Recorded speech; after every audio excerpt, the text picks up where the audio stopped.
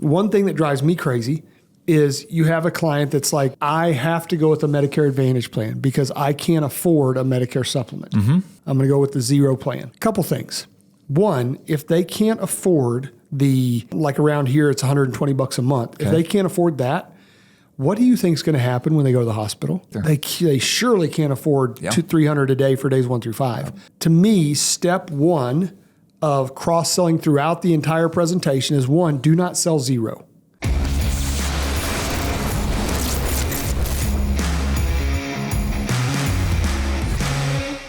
Ladies and gentlemen, welcome back to the Medicare Sales Playbook. I'm your co-host, Dallas Keithley. I'm joined today by Mr. Medicare Matt Smith. Welcome, man. Just welcome. Thanks for having me back. Permanent fixture. Permanent fixture, but welcome today. Thanks for having me. Yeah, you're always welcome. I don't know where I'm going with this, but we're here. So we're here. Man, appreciate you being on here. Appreciate you guys reaching out to us and all the comments and suggestions and everything. But I want to jump right in. Today, we are going to talk about some tips for Medicare sales. We've talked about the process. We've talked about marketing. We've talked about getting in front of people. Want to talk to you guys today about some tips that we found along the way. I've been doing this 23 years. How long are you in this now? 10 years. 10 years in the insurance world. We've picked up a few tips and tricks, some trial, a lot of error. A lot of error. Yeah. Tip one, make sure your E&O's paid up. Right? Like that's the first tip. Tip two, make sure you're licensed. Make sure you're licensed. All right, guys, thanks for coming. Here we go. You will be successful if you follow these tips. Make sure your E&O's done and make sure you're licensed. Now, but some things that we have found, tips that we have learned throughout the Medicare business and some things that might just help you along the way. So let's just jump right in. First off, I see you've got written at the top of your page there, IRMAA Chart, using the IRMAA Chart. How in the world could the IRMAA Chart help me in a sales process? Well, it's it kind of asks your questions without making you have to ask an awkward question. At some point in time, we think cross-selling. We're going to talk cross-selling a little bit as well, but we think cross-selling into different products potentially. Sometimes there's a need to ask a question of how much money do you make? Yeah, and that's an awkward question. I don't know if you've ever asked that question, but it's not the easiest question in the world to ask. No, I ask my wife all the time. And so now we just show the IRMAA Chart to our wives. Yeah, where do you fall in this? So what is the IRMAA Chart first off? The IRMAA Chart is, what is it? Earned something monthly adjustment. Yep. I don't know what the R stands for. I don't. It doesn't matter. Income related monthly adjustment. Anyway, the IRMAA Chart is essentially what outlines your Part B premium. Yeah. So, if you make X dollars or below, you'll pay the standard premium, which this year is $185. If you make, this to this, you'll pay $106,000 whatever it is, you'll pay, because you make more, you pay more. Right. IRMAA Chart's based on 2 years previous, right? So 2025 is based on what you made your modified adjusted gross income in 2023. Yep. So that's a really easy way to put that in front of a client and say, hey, take a look at this chart.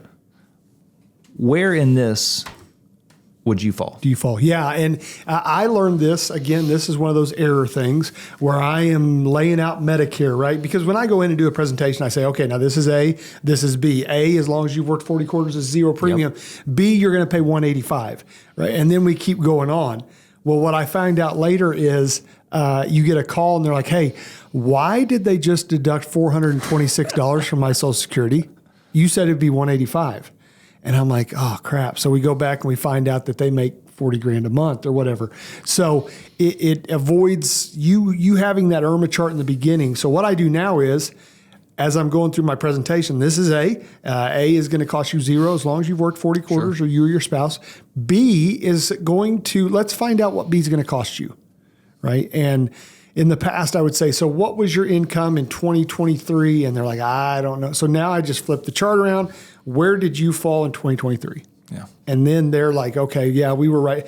The best question I've ever been asked is there a page 2? I'm like, no. Luckily for you, there's not. And at first I'm like, what are you talking about, page 2? He's like, we're way beyond that.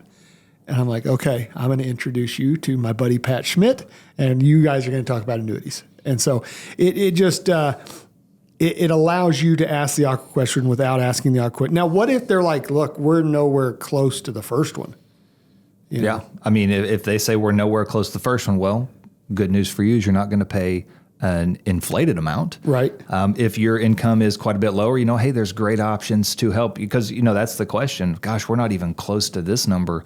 I can't afford $185. Well, that's where we as agents, as educators, as leaders, when we are in front of these clients, we can talk to them about, savings programs, talk about Medicare Medicaid, programs, low income subsidy, all the great benefits that come along with having that as an option to you. Mm-hmm. Yeah. I don't know how many times I've went in and people, I always joke and say, if you owe the government money, they're going to take it. If they owe you money, or if there's a savings program, you have to apply for it. Yeah. And there's a lot of people out there that you could help that they don't know that those programs exist. Yeah. And so you can really help somebody. And as an agent, it's so incredibly important that those processes, those that are out there, know the process for signing up for it, because inevitably one of the questions that you're going to get, or one of the statements you're going to get from a client, is they're going to say, I can't afford that. I'm not going to do this. Mm-hmm. We as agents are, compelled to say, well, gosh, if you can't afford it this year, it's going to be more next year, because there's penalties, and that's a conversation for a whole other day. But if we can introduce them to Medicaid, if we can introduce them to low-income subsidy, not only can we help save them a tremendous amount of money, but put them on a dual plan that could change their lives. Yeah. Oh, man. Yeah. When you get them on a dual plan, and then they're telling other people about it. Absolutely. I was paying $185. This guy came in and yada, yada, yada. Yeah. All this stuff. One other thing, kind of a sales tip that I learned, if you have someone, that is on disability, and they've been on Social Security disability for 2 years. So let's say they were 45 when they went on disability, and they jumped on Medicare. Okay. If they have penalties, all of those reset at 65. Yes. And a lot of people don't know that.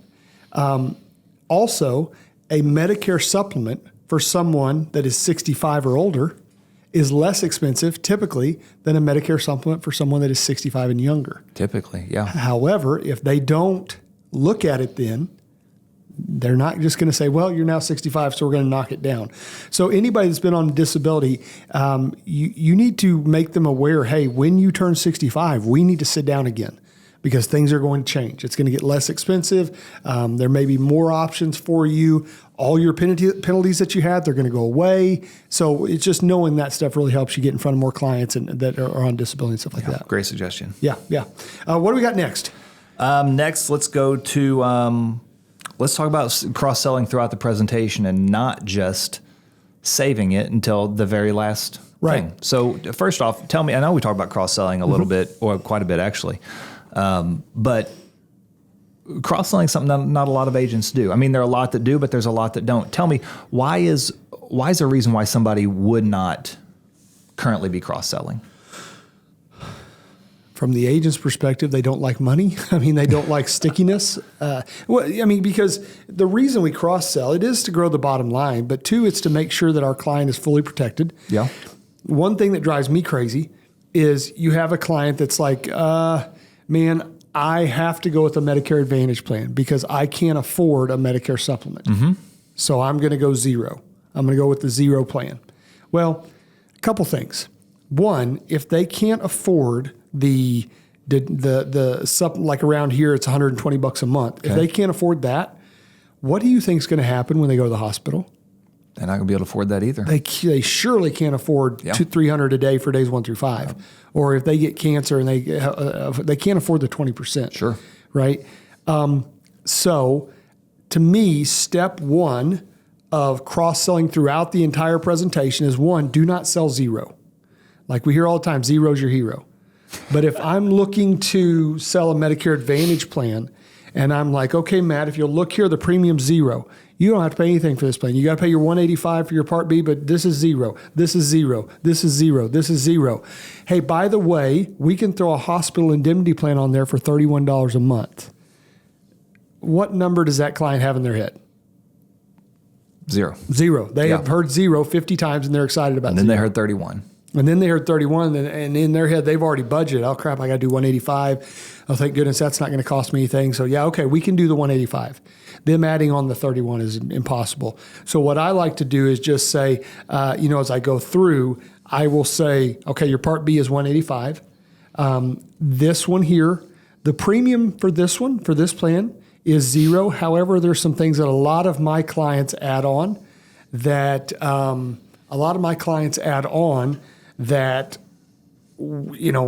may take that cost up a little bit. So then, as I'm going through, what I'm doing is when I get to the hospital portion, I say, okay, now with this plan, you owe $300 a day for days 1 through 5. But do me a favor, remind me later, I'm going to show you how you don't have to pay that out of your pocket. I love that. Love that. Yeah, and then ambulance, here it's $250. Remind me, I'm going to show you later how to cover most of that. Cancer, and I explain to my clients, there are 3 big ways that you hit your MOOP. Like your MOOP's your safety net, sure, right? It's $3,900 with this plan. That's your safety net. That's your worst case scenario. There's 3 big ways that people usually hit it. Number 1 is the hospital. If you have 3 big hospital stays, congratulations, you've hit it, or whatever. 2 is if you have cancer. 3 is kidney failure. I can take away 2 of those concerns. Sure. And that's when I roll out at the end. And then hopefully by the end, if you've done a good job, people are saying, hey, don't forget, you told me that you could take care of that. I love that process. And I think kind of where I was heading with that initial question is, I think one of the reasons why agents don't cross-sell is, number 1, we talk all the time in Medicare, we're educators, we're not salesmen. They feel like they're being salesmen. They also feel guilty for asking for more money. They feel guilty if they're asking for it because the way that they're looking at it is, I'm doing something to my client. Yeah, not for. I'm not doing something for my client. Exactly. So if you are building that process the entire time, every time you run across one of those big things, hey, listen, this is the number. I need you to understand what that is. Remind me. And at the end of it, they're going to remind you because you've told them 10 times how you can help offset that cost. You can help show them a product that'll alleviate that for them. Now you've turned the conversation from what else can I sell you to what can I put in your pocket to help protect you. Yeah. You look at, the reason agents don't talk about what they do is because they're not proud of what they do. And that could be a whole nother show. Okay. But you're going to be proud of what you do. 1, if you do it correctly, but 2, down the road, you're going to help someone. And then you're going to be like, oh, wow, it does make a difference when they pay out that first hospital indemnity plan claim or whatever. So just 1, don't sell zero. Sure. Be proud of what you do and help somebody fully. Don't take the chicken way out. No. Like you're sitting in a house and you're like, man, these folks cannot afford a supplement. Yeah. We're going to talk a little bit more about that later. Let them decide that. Yeah. But 2, if they can't afford a supplement, don't be the jerk that puts them in a position where they really can't afford a copay. The question is, can you afford $130 a month? Maybe not, but can you afford $1,500 all at one time? Definitely not. Definitely not. Yeah. So let's pay 30 and then let's take care of that. So I like that. Know the right questions. Okay. Another tip is know the right questions. So a large part of I look at the sales process. You said it earlier. We are educators. Yes. We're not salespeople. No. I'll never forget. I used to be a teacher, and I would sit there and when a new student comes into your class, the first thing you've got to find out is what is their level, right? What do they know? You do that by asking questions and allowing them to answer. So what are some questions, first off, that when I sit down at the table, what are some questions that we can be asking to gauge their level of expertise, but also to know which direction they're kind of leaning in? I think we can kind of squish 2 of these together here, because I know something else we were going to talk about is finding out your clients and why they buy, why they purchase. So we can just kind of squeeze a couple of these together, I think, with this one. The first thing is, and we've talked about a lot, our good friend Rob Sevilla does this. I was hoping you would go there. There we go. Yeah. I remembered. Yeah. He asked them, what kind of person are you? Are you the kind of person who wants to know at the absolute granular level of detail? Like you want to know every single, comma and period? You want to know what IRMAA stands for? Or do you want the 10,000 foot view? What are you, Dallas? Oh gosh, 10,000. I'm probably going up to 20,000 feet. Like I want to know. So just to give you an example, one of the ladies here in the office takes care of my car insurance, and she walks in and she will say, Dallas, I need your debit card. I'm going to save you a little money. I hand her my debit card. She comes back. She says, here's your card. Put this in your car. Well, I go to rent a car last week, and they're like, who's your insurance with? I'm like, I have no clue. They're like, wait a second, sir. We were talking. You said you work in insurance. I said, that is correct. Yep. They're like, who is your insurance with? I don't know. He's like, I got to put something on this line. I'm like, I know I've had Progressive at one time. He goes, good enough. But yeah, I am the 20,000 foot view. I need to know how to access it when I need it. How much am I going to pay for it? And where can I go? Sure. That's it. Yeah. I want to know details, but I'm more interested in not all the details. I mean, I want them. I want to know my risk. Like if you can just tell me my risk up front, you can save the details for another day, but just tell me like how much are you on the hook for? Yep. And then we're good. What's worst case? Give me the MOOP. Worst case, I can afford that. Okay, let's go. Yep. Let's roll. Let's do it. Yeah. I love that. So finding out what makes so obviously number one, finding out what kind of client you have, because if I'm going to sit down and meet with you and you're a 10,000 foot view, I'm going to lose you in 3 minutes because I'm trying to explain to you the thought process behind the IRMAA chart, which I don't even know. I'm just going to try to wing it as we go. Yep. I'm going to lose you. So understanding who your client is, what makes them, what makes them tick in terms of how they learn, but then also why they buy. Like what is it, a good question to say like, hey, if you could just tell me your perfect scenario. Yeah. What is if you could design it today, what is most important to you? Yeah. And it's funny because I always, when I do seminars, I always use my mom and dad for an example. My dad will look at a supplement and say, hold on. Because, we do the Medicare math, which we're going to do another show on that. We do the Medicare math and it comes down to, okay, on a Medicare supplement, Medicare as your primary supplement, as your secondary, you're going to spend this year $3,200, $900, wow. You understand what I'm saying? Yeah, I get you. $3,295. Yeah. And my dad's sitting there going, $3,295. And if I go with the Advantage, I'm paying $185 plus hospital indemnity is $31. So he's doing that in his head. That's $2,400. But then he's like, wait a second, I still have to pay the $185 over here. And so he's doing that. Yeah. Well, immediately I know why my dad buys something. Yes. It's money. Dollars. Yeah. Yeah. He doesn't care where he has to go. He doesn't care. Like primary care doctor, he hasn't been to a doctor in 9 years. Yeah. Like how much does it cost? Sure. My mom is going, okay, so over here, I can go to any doctor in the United States. I can go to the Cancer Centers of America if I want to. I can do this, I can do that, I can do that. And I know immediately my mom's buying reason is care and comfort and convenience. Now, my mom worries about the price, but she looks at all of that. So really, my mom says, what's the product, the care, the convenience, the comfort? Okay, now what's the price? My dad says, what's the price? Okay, can I go to my doctor if I cut my hand off? Let's roll. Yeah.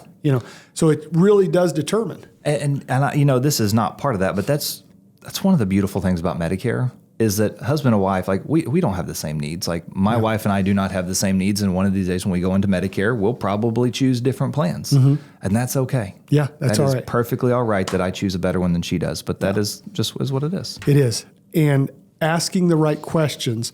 A lot of times it's not so much asking a direct question, but it's paying attention to how they're responding to certain things. Like when I'm going through the summary of benefits, are they lean back in their chair, like, okay, I don't need to go through all the sum of benefits. Like, this guy wants to know how much it cost. And so I'm going to educate him. Okay, let's talk about dollars and cents. And then they lean forward and they're like, okay, yeah, I see that. Yeah. So another question I love is, who is your beneficiary? You say, well, Dallas, we're not talking about, we're talking about Medicare, not life insurance. Well, on a hospital indemnity plan, it does ask you who the beneficiary is. Now, why would I ask them up front? And I'll even say, hey, I know we're talking about Medicare here, but if this was like a life insurance plan, who would your beneficiary be? Why would I ask that question? Why would you ask that question, Dallas? Because I want to know who they care about. Yeah. Who I write down on that beneficiary line is the most important person in the world to me. And, you also find out something else there as well. If we're always talking about the process of cross-selling throughout, that can be a strategic question when they say, I don't really have a beneficiary. That's a couple of things right there. Number one, they may not have a life insurance policy. Right. So if they've not thought about beneficiary, they may not have thought about life insurance policy. Correct. They'll plug that one away for another day. But I love that question. Yeah, Find out who they do you care about? Yeah. Who is it? Because even in the Medicare world, especially if I'm dealing with someone that's up in age and maybe frail or something like that, I need to know who's your contact if something happens to you and the bill doesn't get paid or something like that. A lot of Medicare supplements and stuff like that will have a question now, do you want this bill mailed to someone else? That's also a chance for a referral too. Because what I want to do, and we had an agent years ago, and I can see his face. I can't think of his name. He had eyes. There were two of them. But he would use that to get referrals. Who do you care about the most? Hey, do you care if I sit down with them and explain your plan to them? That's where I was going to go next. Yeah. Can I sit down with them and explain it? Yeah, that's where I was going to go next is you'll feel your client out. Like you'll gauge them throughout the process, but it may add a couple minutes. I mean, it may add a couple days onto your process, but a great question to ask that a lot of agents don't because we want to write that policy today. Is there anyone else that's involved in your care that maybe I should sit down and explain this to? Because I can tell you how many, well, I can't tell you because it's been a lot, but I've gotten a lot of calls from kids. Hey, man, you put my mom in this plan. What is going on? Yeah, and if you want a chargeback, the quickest way to get a chargeback is have a kid not understand. Yes. And they come home and they're like, Mom, why in the world did you sit down with somebody? Yep. I wasn't here. You know, the Humana plan you had was fine. Why did he move you to Aetna? Sure. You know, and she's like, the easiest way to lose a sale is to have somebody else try to explain the benefits to somebody else. Because you and I both know it's not an age thing. No. It could be even a man thing, right? Because somebody will sell me something. Okay, for example, this is embarrassing. My daughter, I was in the mall in Houston, Texas, and this woman, she sold me a skincare routine. Okay. Okay. I'm already excited about this. And, well, I'm a little offended because I've been using it for 3 days and you haven't said anything. I'm excited to tell you how much better your skin looks. I haven't had an opportunity to see you in a while. Yeah. I'm lost now. That's how we diffuse the situation. I go home, right? And I'm unpacking my bags. And my wife's like, what is this? And I'm like, oh, hold on, listen. And I'm even rubbing, like, the lady did it to me. She rubbed the back of my hand. And, like, my daughter's dying laughing in there right now. She rubbed the back of my hand and there was like oils and dirt and stuff. And then she put on another oil and it sunk right in. And I'm like, no, you got to watch this. It helps your skin exfoliate and then add the moisture. And my wife's like, this is the dumbest thing I've ever heard in my life. Like, it's not working. And I don't know if the girl had something on her hand that she put on my hand, but it worked for me. But me selling it to her, Lord, I want this story to end. Me selling it to her did not work at all. Like, you have to have that because she has the passion. She has the storytelling ability. She knows how to get a 47-year-old man to spend a lot of money on a skincare routine. You know, I'm walking by and she says, sir, has anybody ever tried to help you with your eyes? And I'm like, my eyes? What's wrong with my eyes, right? But she knew all that stuff.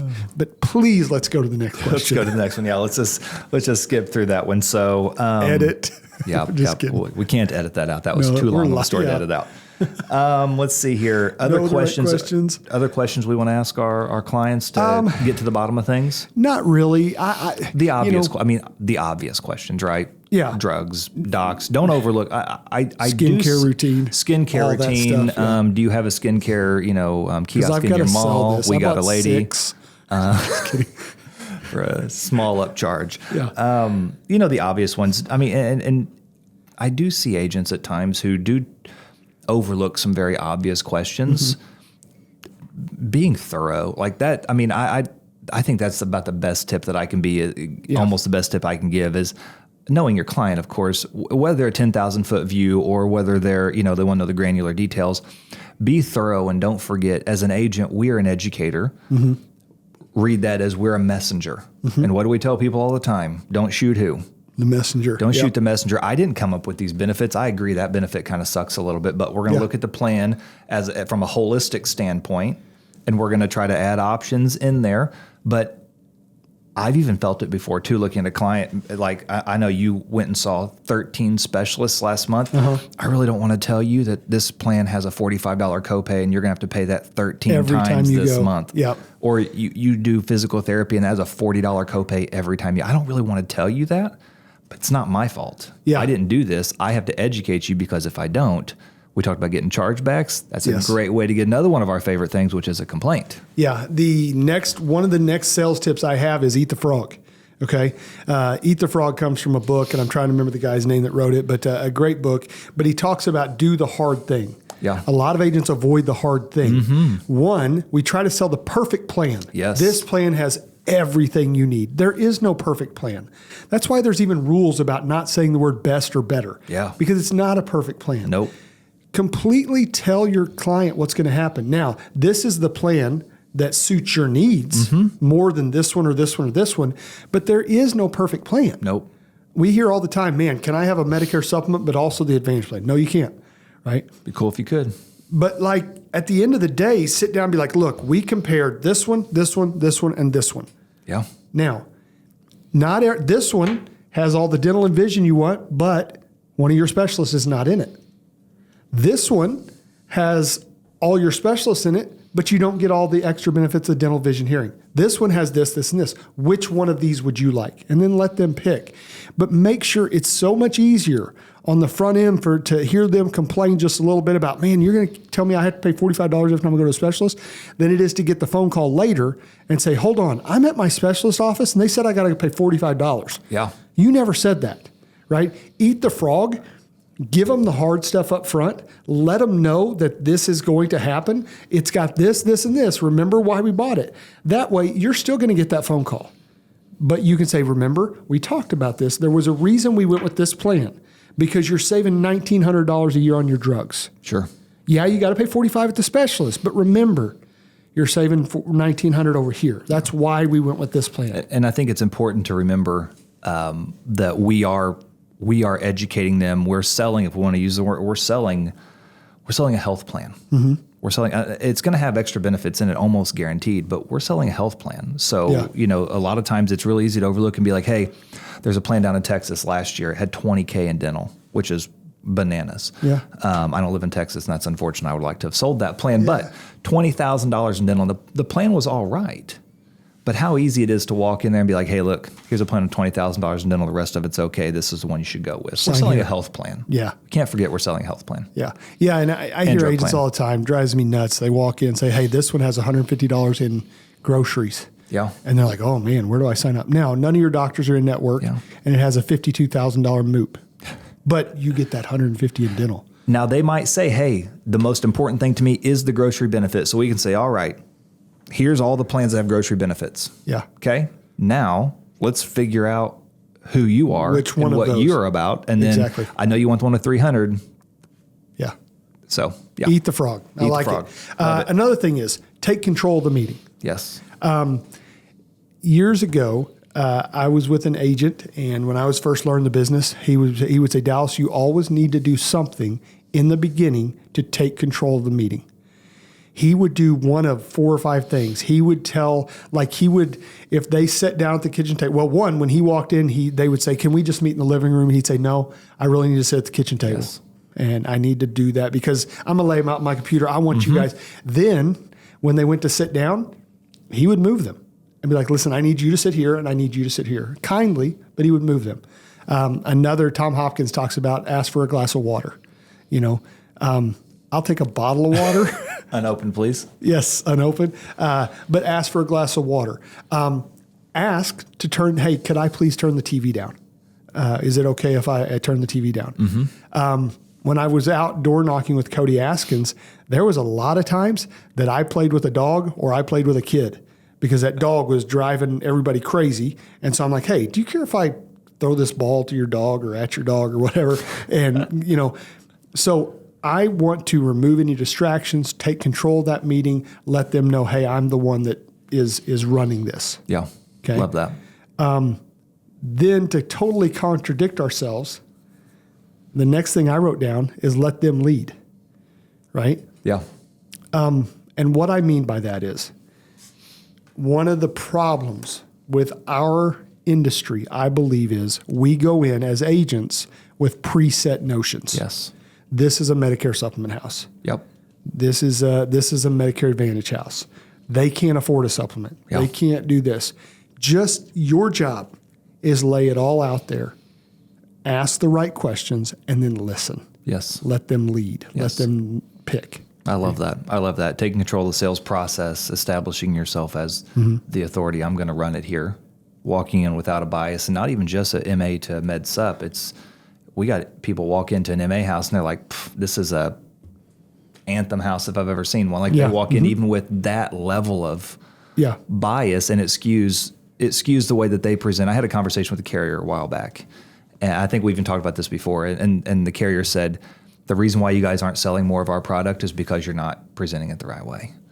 And I said, well, if I present this plan in a different way, I'm no longer unbiased. I'm now a sales rep for you. So, walking in there just completely open, ready to go, know how to ask the right questions, know who you're dealing with. Yeah, not killing the cross sell before it happens. Don't buy with your wallet. Yep. I'll never forget, years ago, we brought in, this may have been when we first met Pat. I think it was even before that, though. But we brought in a financial speaker to talk to our people. And we mailed out all of our Med Sup clients an invitation to this dinner. And we had some seats still open. So we just started mailing some of our Medicare Advantage clients. One of our Medicare Advantage clients, and this is a gentleman that if you put all of our clients to line up, if there was 500 clients, and you said pick the one that's going to have some money, I'd have picked somebody else twice. Like he would have been 501, This guy had $9 million in the bank in different areas and stuff like that. I say in the bank, but he had $9 million sitting there. And I'm like, man, I missed that. And he told me, he goes, Dallas, you know why rich people have money? Because they don't spend money. And I'm like, well, lesson learned, man. So, but just going in, because you can look and say, okay, they probably need this. They probably need this. You probably need this. But what you can't look at somebody and see is what is their buying motive that we talked about earlier. Yes. And if it's a supplement, they have that buying motive. And man, Mike DeFontes, my first manager, told me, Dallas, if somebody walks in and says, I want bananas, I love bananas. I like banana bread. I like banana pudding. I like banana splits. I like bananas. I want bananas. Don't go to the apple section. Like, I don't care if your apples are 15 for 50 cents. Don't try to sell them apples. Take them to the bananas. Sure. Find their buying motive and let them lead the way. I love that. Be excited about what they choose. Yeah, be excited with them. Yeah, it's their deal. So, all right. So we talked about take control. We talked about letting them lead. We talked about using the IRMAA chart to kind of make sure that you find out what their income is. Cross sell throughout the presentation. Know the right questions. Eat the frog. Anything we're missing? I mean that's. I mean we could talk all day long about tips for selling and things like that. Just know what you do. Be proud of what you do. Exactly. I love that. Know your elevator speech. I mean, just be authentically you. Understand what makes you the best at what you do and understand how you can help your client. I think that's one of the most important things you can do before you walk in a door. I love it. Ask the right questions. Listen. Let them lay out, here's what I want, and then find the right need for them. Sure. So, awesome, man. Great job. Appreciate you being on here. Thanks, Dallas. Yeah. Guys, thank you again for watching, listening to the Medicare Sales Playbook. Do me a favor, share this if you've enjoyed it. If you didn't enjoy it, pretend and share it. No, I'm kidding. If you didn't enjoy it, let me know why. If there's topics that you want covered, if there's a guest that you want to see on here, please let us know. We appreciate you guys liking, following. Appreciate Celine in the studio, Adam over there editing and doing everything that makes us look good, the skincare routine, all of it. Follow us for more tips on your skincare. Yeah, we may do a show on skincare. We should. Those that can't teach do, or can't do teach, whatever. We're going to get out of here before I try to quote anybody else. Appreciate you guys. Thanks for watching the Medicare Sales Playbook. We'll see you next time.